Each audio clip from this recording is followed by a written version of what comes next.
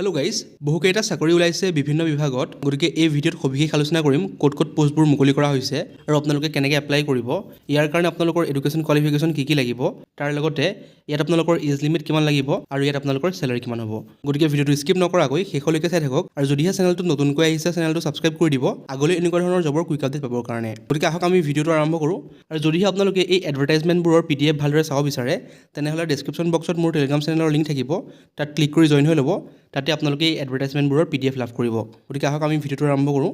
আপোনালোকৰ ফাৰ্ষ্ট পোষ্টটো হৈছে ডাটা এণ্ট্ৰি অপাৰেটৰ। ইয়াৰ কাৰণে এটা পোষ্ট খালী আছে। ইয়াৰ কাৰণে আপোনালোকৰ এছেঞ্চিয়েল কোৱালিফিকেশ্যন বিচাৰিছে ক্লাছ 12 পাছ। তাৰ লগতে আপোনালোকৰ 6 মান্থৰ ডিপ্ল'মা লাগিব ইন কম্পিউটাৰ এপ্লিকেশ্যন। ইয়াৰ কাৰণে এজ লিমিটটো উল্লেখ কৰিছে মিনিমাম 18 বছৰ আৰু মেক্সিমাম 40 বছৰ। ইয়াৰ কাৰণে আপোনালোকৰ মান্থলি ৰেমুনাৰেশ্যন থাকিব 10,000 টকাকৈ। এই পোষ্টটো আহিছে দেখা পাইছে ফৰেনাৰ্ছ ট্ৰাইব্যুনেল হাফলং ডিমা হাছাওৰ ফালৰ পৰা।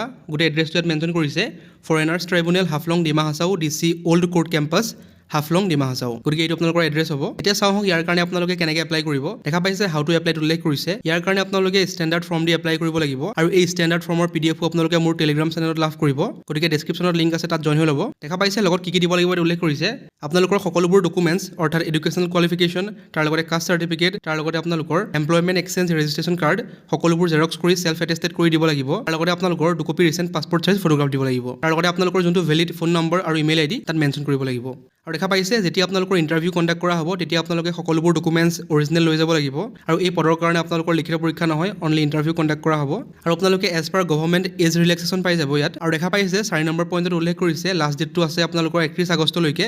গতিকে 31 আগষ্টৰ আগত আপোনালোকে এই পদৰ কাৰণে এপ্লাই কৰিব লাগিব। আৰু দেখা পাইছে সকলোবোৰ উল্লেখ কৰিছে আপোনালোকে এই পদৰ কাৰণে এপ্লাই কৰাৰ পাছত এখন লিষ্ট পাব্লিছ কৰা হ'ব, অৰ্থাৎ কাক ইনভাইট কৰা হ'ব আপোনালোকৰ ৱাকিং ইণ্টাৰভিউৰ কাৰণে। তেওঁলোকৰ নামৰ এটা PDF পাব্লিছ কৰা হ'ব, এখন নটিছ পাব্লিছ কৰা হ'ব, তাতে আপোনালোকৰ নাম থাকিব। যদি আপোনালোকৰ নাম থাকে তেতিয়াহ'লে আপোনালোক ইণ্টাৰভিউৰ কাৰণে যাব লাগিব। আৰু দেখা পাইছে কেতিয়া আপোনালোকৰ লিষ্টখন পাব্লিছ কৰা হ'ব 3 ছেপ্টেম্বৰ। 3 ছেপ্টেম্বৰত আপোনালোকৰ লিষ্টখন পাব্লিছ কৰা হ'ব ডিমা হাছাও যোনটো অফিচ আছে আৰু আপোনালোকৰ যোনখন নটিছ বৰ্ড আছে তাতে আপোনালোকৰ এই লিষ্টখন পাব্লিছ কৰা হ'ব। আৰু এই পদৰ কাৰণে আপোনালোকৰ ইণ্টাৰভিউ এটা কণ্ডাক্ট কৰা হ'ব, তাৰ লগতে আপোনালোকৰ এটা কম্পিউটাৰ টেষ্ট লোৱা হ'ব, যিহেতু এইটো ডাটা এণ্ট্ৰি অপাৰেটৰ পোষ্ট হয়। গতিকে যদি আপোনালোকৰ ৰিকুইছেড কোৱালিফিকেশ্যন আছে এই পদৰ কাৰণে আপোনালোকে এপ্লাই কৰিব পাৰে। এতিয়া চাওঁ আহক নেক্সট পোষ্টটো ক'ৰ পৰা আহিছে আৰু কেনেকৈ এপ্লাই কৰিব।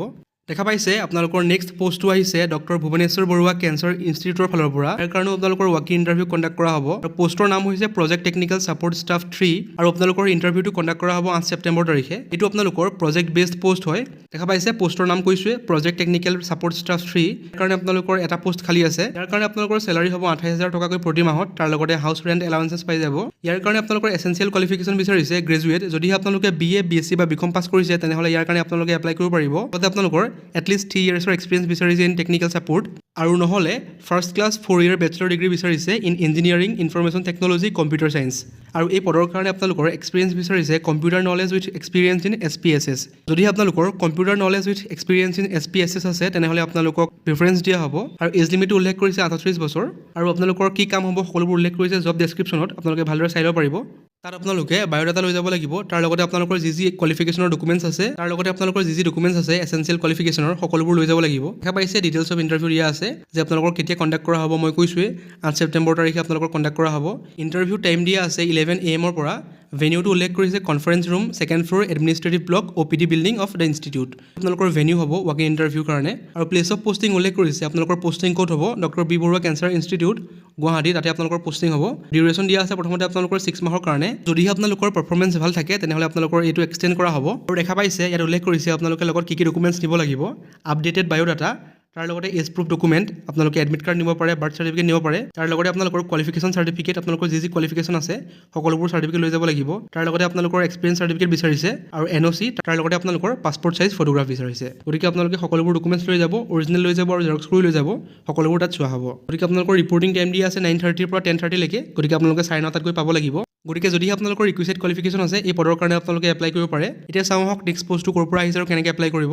দেখা পাইছে ৰিক্ৰুটমেণ্ট এডভাৰটাইজমেণ্ট ৱাকিং interview for the post of registrar. গতিকে এই পদটো আপোনালোকৰ ৰেজিষ্ট্ৰাৰ পদ হয় আছাম ফাৰ্মাচী কাউন্সিলৰ। এই পদৰ কাৰণে আপোনালোকৰ ৱাকিং ইণ্টাৰভিউ কণ্ডাক্ট কৰা হ'ব। সকলোবোৰ ডিটেইলছ মেনশ্যন কৰিছে কেতিয়া আপোনালোকৰ ৱাকিং ইণ্টাৰভিউটো কণ্ডাক্ট কৰা হ'ব। দেখা পাইছে ডেটটো উল্লেখ কৰিছে 29 আগষ্ট। 29 আগষ্ট তাৰিখে আপোনালোকৰ ৱাকিং ইণ্টাৰভিউটো কণ্ডাক্ট কৰা হ'ব। তাৰ লগতে ৰিপৰ্টিং টাইম উল্লেখ কৰিছে 9টা বজাৰ পৰা আৰু ইণ্টাৰভিউ টাইম দিয়া আছে 10টা বজাৰ পৰা। আৰু ভেনিউটো উল্লেখ কৰিছে Assam pharmacy council, pharmacy Bhawan, directorate of health services campus, Hengrabari, Guwahati. গতিকে এইটো আপোনালোকৰ ভেনিউ হ'ব আৰু 29 তাৰিখে আপোনালোকৰ ইণ্টাৰভিউটো কণ্ডাক্ট কৰা হ'ব। এতিয়া চাওঁ আহক ইয়াৰ কাৰণে এলিজিবিলিটি ক্ৰাইটেৰিয়া কি দিয়া আছে। দেখা পাইছে আপোনালোকে যদিহে এম ফাৰ্ম কৰিছে উইথ মিনিমাম 5 years এক্সপিৰিয়েঞ্চ তেতিয়াহ'লে আপোনালোকে এই পদৰ কাৰণে এপ্লাই কৰিব পাৰিব আৰু যদি আপোনালোকে বি ফাৰ্ম কৰিছে তেতিয়াহ'লে আপোনালোকৰ মিনিমাম 10 years এক্সপিৰিয়েঞ্চ বিচাৰিছে এই পদৰ কাৰণে আৰু ওপৰত যোনটো মেনশ্যন কৰিছিলে M pharm with 5 years experience অৰ্থাৎ প্ৰফেচনেল এক্সপিৰিয়েঞ্চ আৰু এই প্ৰফেচনেল এক্সপিৰিয়েঞ্চ ইয়াত এক্সপ্লেইন কৰিছে কি পৰে আপোনালোকৰ দেখা পাইছে ইয়াত উল্লেখ কৰিছে professional experience means drugs control department of government college of pharmaceutical sciences state or central hospital government recognise university government on factory গতিকে এইকেইটা আপোনালোকৰ প্ৰফেচনেল এক্সপিৰিয়েঞ্চত পৰে যদি আপোনালোকৰ ইয়াৰ ভিতৰত যিকোনো এটা এক্সপিৰিয়েঞ্চ আছে 5 বছৰৰ তেতিয়াহ'লে আপোনালোকে এই পদৰ কাৰণে এপ্লাই কৰিব পাৰিব দেখা পাইছে এজ লিমিটটো দিয়া আছে বিল' 60 years গতিকে 60 yearsৰ তলৰ সকলোৱে এপ্লাই কৰিব পাৰিব নেচাৰ অফ এপইণ্টমেণ্ট এইটো আপোনালোকৰ কণ্টেক্ট বেচিছত হ'ব এই পদৰ কাৰণে আপোনালোকৰ মান্থলি ৰেমুনাৰেশ্যন থাকিব 65,000 ইয়াৰ কাৰণে ইনিচিয়েল টেনিয়ৰ লিখা আছে shall be 1 year extendable annually based on satisfactory performance যদি আপোনালোকৰ পাৰফৰ্মেঞ্চ ভাল থাকে তেতিয়াহ'লে আপোনালোকৰ এক্সটেণ্ড কৰা হ'ব আৰু তাৰ লগতে দেখা পাইছে সকলোবোৰ মেনশ্যন কৰিছে যদি আপোনালোকৰ ৰিকুইচাইড কোৱালিফিকেশ্যন আছে তেতিয়াহ'লে এই পদৰ কাৰণে আপোনালোকে এপ্লাই কৰিব পাৰে যথেষ্ট ভাল পদ হয় এইটো গতিকে এইকেইটা আছিল আজিৰ জব আপডেট যদিহে ভিডিঅ'টো ভাল পালে তেনেহ'লে চেনেলটো ছাবস্ক্ৰাইব কৰি দিব আগলৈ এনেকুৱা ধৰণৰ জবৰ কুইক আপডেট পাবৰ কাৰণে থেংক ইউ